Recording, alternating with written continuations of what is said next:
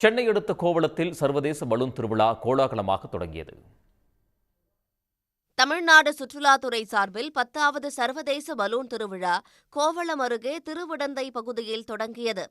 வரும் ஜனவரி 13ஆம் தேதி வரை நடைபெறவுள்ள இந்த திருவிழாவை அமைச்சர்கள் அன்பரசன், ராஜேந்திரன் ஆகியோர் தொடங்கி வைத்தனர். Britain, France, Australia, Brazil, Belgium, Japan, Thailand மற்றும் வியட்நாம் ஆகிய 8 நாடுகளை சேர்ந்தவர்கள் பங்கேற்றுள்ளனர். தமிழ்நாடு சார்பில் 10க்கும் மேற்பட்ட சூடான காற்று பலூன்கள் பறக்க விடப்பட உள்ளன.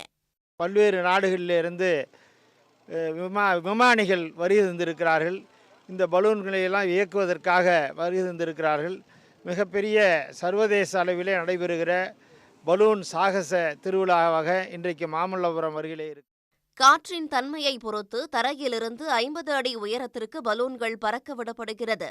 3 நாட்களும் மாலை 3:30 மணிக்கு இந்த பலூன் திருவிழா தொடங்கும் என்று தெரிவிக்கப்பட்டுள்ளது. பசங்களுக்கும் பப்ளிக்குக்குமே வேறு லெவலாக இருக்கும். பாருங்க, இட்ஸ் பியூட்டிஃபுல். அது ஹாட் ஏர் பலூன்ஸ் எப்படி நம்மலாம் சின்ன குழந்தைங்களாக இருக்கும்போது இந்த மாதிரி எக்ஸ்பீரியன்ஸஸ் எல்லாம் கிடைக்கிறது இமேஜின் கூட பண்ண முடியாது. இங்கே வந்திருக்கோம். Huge thank you to Tamil Nadu tourism.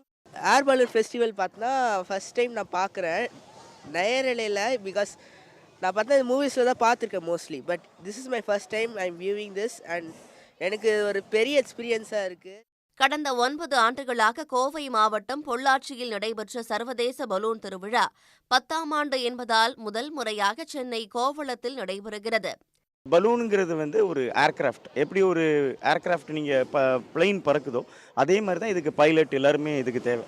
இது பைலட்டிங் எல்லாமே கோர்ஸ் முடிச்சுட்டு வந்தால் தான் இதை பறக்க முடியும். ஸோ சேஃப்டி ஆஸ்பெக்ட்ஸ் எல்லாமே சிவில் ஏவியேஷன் கண்ட்ரோலில் தான் இருக்குது. இந்த பலூன் திருவிழா கோவளத்தை தொடர்ந்து பொள்ளாச்சியில் ஜனவரி 14ஆம் தேதியும் மதுரையில் ஜனவரி 18ஆம் தேதியும் நடைபெறவுள்ளது. உடனுக்குடன் செய்திகளை தெரிந்து கொள்ள சன் நியூஸ் பெல் ஐகானை கிளிக் பண்ணுங்க.